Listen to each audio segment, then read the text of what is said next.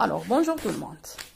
Les fables d'hier, alors comme vous voyez ici l'unité 6, il parle des fables d'hier et d'aujourd'hui. Ok, et d'aujourd'hui. Ok, notre leçon consiste à savoir quoi?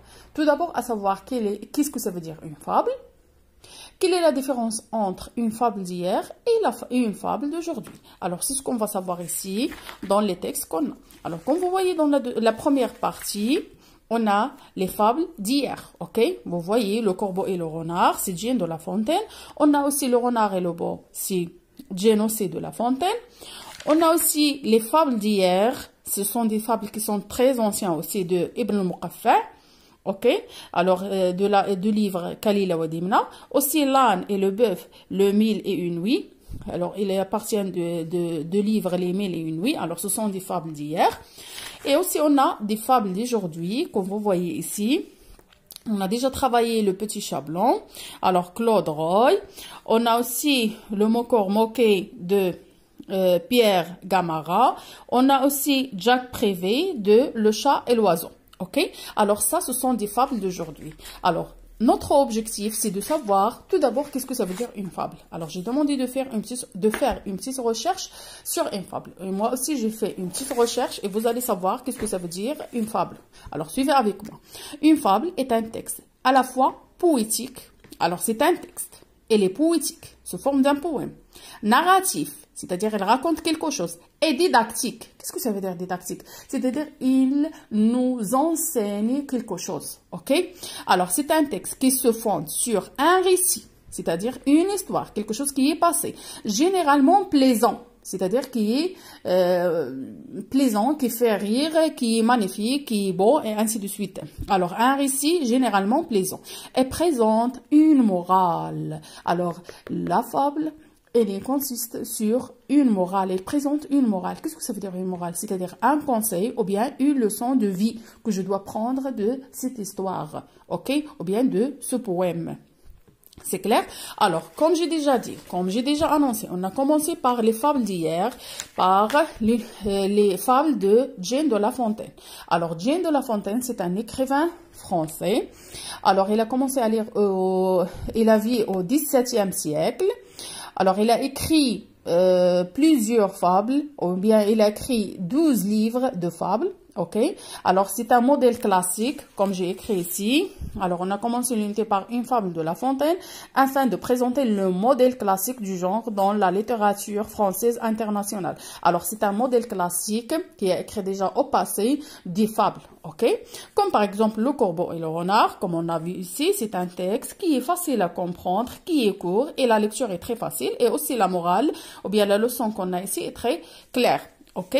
Après, la deuxième partie, c'est ce qu'on va voir ici. Alors, aussi, ce sont des fables d'hier, mais ce sont des fables qui sont plus anciennes que Jane de La Fontaine, parce qu'il était au 7e siècle. Alors, ici, regardez, Ibn al-Muqaffa entre 724 et 759. Alors, ce texte-là, c'est Ibn al-Muqaffa qui est introduit en arabe. Ce texte-là, il était de la source qui est indienne, et Ibn al-Muqaffa, il a introduit ce texte. Alors, il a écrit dans le livre Kalila wa Dimna. Ok, et on trouve aussi le livre Les mille et une nuits. Alors, c'est une histoire c'est un livre qui est plein, il y a plein d'histoires, il y a beaucoup d'histoires. Il est aussi très ancien. Ok, alors, ça, ce sont des fables d'hier. Et la troisième partie, on a les fables d'aujourd'hui. Alors, la troisième partie,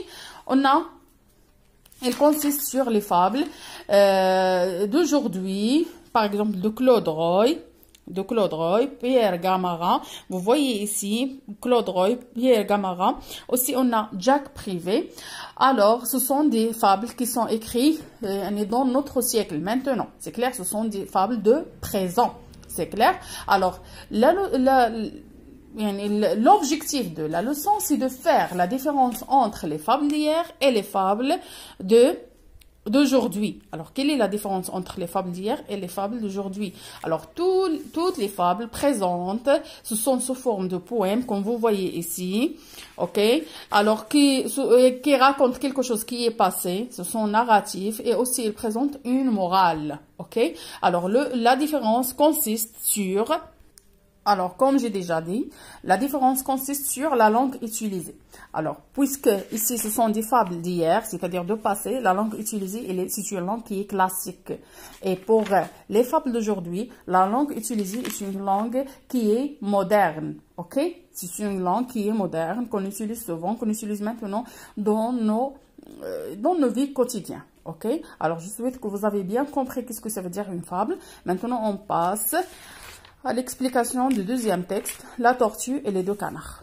Alors, concernant ce texte, d'après Ibn al-Muqaffa, c'est la tortue et les deux canards. Alors, ce texte-là, il a été écrit en arabe, comme vous voyez. Ici, c'est l'histoire, elle est écrite en arabe. Si vous lisez bien l'histoire qui est écrite en arabe, vous allez bien comprendre l'histoire. Mais pour nous, on va parler au français. Alors, regardez bien. À partir de titre, la tortue et les deux canards, vous savez bien qu'il parle de deux personnes, bien des trois personnages. On a une tortue et deux canards. OK? Alors, on va savoir de quoi parle ce texte. C'est bon?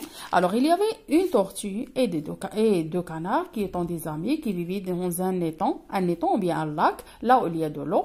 OK? Mais un jour, l'eau de l'étang tarit, c'est-à-dire commence à se moquer, c'est-à-dire il ne reste pas beaucoup d'eau dans cet étang. OK? Alors, qu'est-ce qu'ils ont décidé de faire, les canards?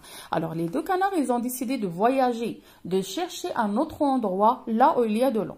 Ils viennent chez la tortue pour dire au revoir, ou bien pour dire adieu, c'est-à-dire au revoir. Alors, ici, la tortue, qu'est-ce qu'elle a dit? Il a dit, voilà, vous pouvez vivre sans eau, mais moi, je ne peux pas. Alors, s'il vous plaît, si vous voyagez, amenez-moi avec vous. C'est clair? Alors, les deux canards, ils ont accepté. Mais comment ils vont faire? Alors, comme vous voyez ici sur l'image, les deux canards, ils ont une préposition. Parce que les canards, ils savent voler, mais la tortue, ils ne vole pas. Alors, qu'est-ce qu'ils ont dit? Ils vont prendre une branche et chacun de vous, il va prendre le bout de branche par son bec. Et la tortue, il va prendre la branche avec sa bouche. OK? Mais ici, il y a une condition. Qu'est-ce qu'ils ont dit? Ils ont dit de ne pas parler à personne. C'est clair, ils ont demandé à la tortue de ne pas parler. Parce que si elle parle, elle va être tombée. OK? Alors, ils ont pris la route. Il y a des gens qui voient ça. Ça, c'est quelque chose qui est incroyable. Ils commencent à dire, regardez, c'est incroyable. Il y a deux canards qui prennent la tortue dans une branche. C'est quelque chose qui est incroyable. Mais la tortue ici, elle veut lui répondre. OK? Elle veut lui dire que vous êtes de mauvaises gens, que Dieu vous rende aveugle. Aveugle, qu'est-ce que ça veut dire? C'est-à-dire les personnes qui ne voient pas. Alors, il veut dire ça. Il a ouvert la bouche. Et elle a tombé. Alors, la tortue a tombé et elle a mouru. C'est clair? Alors, ça, c'est l'histoire de Ibn al-Muqaffa, qu'il est introduit d'une histoire indienne. C'est clair? Alors, c'est ce qu'on va savoir, la morale de ces histoires. Quelle est la leçon de cette histoire? C'est on va savoir dans les questions. OK?